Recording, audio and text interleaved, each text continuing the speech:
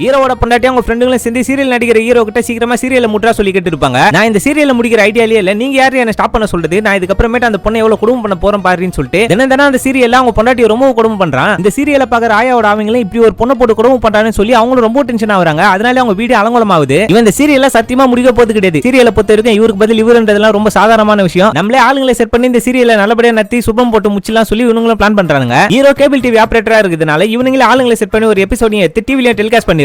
ஆயாவோட அவங்க ஸ்டார்டிங்ல பார்த்து கொஞ்சம் குழம்பனால அதுக்கப்புறம் இந்த சீரியலோட கேரக்டருக்கு அடாப்ட் ஆயிடுறாங்க. சீரியல் உனக்கு முச்சிலாம் சொல்லி பிளான் போட்டு எங்க நான் உங்களுக்கு வேலைக்கு போதானங்க பிரச்சனை, இதுக்கப்புறம் நான் வேலைக்கே போலங்க, வீட்ல இருந்து நான் உங்களை நல்லபடியா பாத்துக்கிறேங்க அப்படின்னு சொல்லி சொல்றாங்க. அதுக்கு அவங்க ஹஸ்பண்ட் இதுதான் நான் உங்ககிட்ட எதிர்பார்க்குது, நீ வீட்ல இருந்து நல்ல ரெஸ்டாரண்ட் சொல்றான். ஆனா இந்த டிவியை பாக்குற ஆயா பையங்களுக்கு இந்த எபிசோட் சுத்தமா பிடிக்கவே இல்ல. 5-10 இதுக்கப்புறம் நீ புருஷன்கிட்ட கெஞ்சிட்டு இருக்குமே சொல்லி இவங்க பயங்கரமா டென்ஷன் ஆயிட்டு அவங்களே காயப்பத்திக்க ஆரம்பிக்கிறாங்க. இந்த சம்பவத்துக்கு அப்புறம் அவங்க பொண்டாட்டிங்க கூட கொஞ்சம் டிஸ்கஷன்லாம் பண்ணி ஒரு நல்லபடியான ஒரு எபிசோடையும் எடுக்கிறாங்க. ஜென்ம பந்தத்தோட கடைசி எபிசோடுன்றதுனால அவங்க ஃபேமிலியோட உட்காந்து பார்க்கலாம் சொல்லி முடிவு பண்றாங்க. 9 மணி ஆச்சு, டிவியை போட்டா சுத்தமா யார் வீட்லயுமே கனெக்ஷன் வரல. என்னடா ஆச்சுன்னு சொல்லி பார்த்தா தான் தெரியுது டிஷ் விக்கிறவன் கேபிள் டிவி ஆபரேட்டர் மேல கொஞ்சம் கான்ல இருப்பான். அதனால அந்த ஒயர்லாம் கட் பண்ணி தூக்கி போட்டுறான். அவங்க ஊர்ல இருக்கிற எல்லா மளிகளுமே வீட்ல இருக்கிற டிவியை தூக்கிட்டு வந்து மத்தடியாண்ட வச்சு அரேஞ்ச்மெண்ட் பண்ணிட்டு ஸ்பீக்கரை செட் பண்ணி அந்த சீரியலோட பாட்ட போடுறாங்க. வீட்ல இருக்கிற எல்லா பையங்களுமே ஜாமி மாதிரி நந்து வர ஆரம்பிச்சிட்டாங்க. சீரியல்ல நீ ஆக்சிடென்ட் ஆகிருக்கும் போது உனக்கு ரத்தம் குத்து காப்பாத்தே உன் பொண்டாட்டி தான் சொல்லி சொல்றாங்க. உடனே இவன் அவன் பொண்டாட்டி கிட்ட போய் மன்னிப்பு கேட்கறான். என்ன மன்னிச்சிருமா, இதுக்கு அப்புறமேட்டு நான் மாறிட்டுமா, உனக்கு ஆசைப்பட்ட மாதிரி நீ வேலைக்கே போமான்னு சொல்லி சொல்றாரு. அதுக்கு அவங்க பொண்டாட்டி இதெல்லாம் எனக்கு எந்த பிரச்சனையும் இல்லைங்க, நீங்க எந்த முடிவு எடுத்தாலுமே சரி என்கிட்டயும் கொஞ்சம் டிஸ்கஷன் பண்ணுங்க, என் மேல கொஞ்சம் லவ்வையும் கொஞ்சம் கேரிங் மட்டும் கொடுங்க, அது போதுங்கன்னு சொல்றாங்க.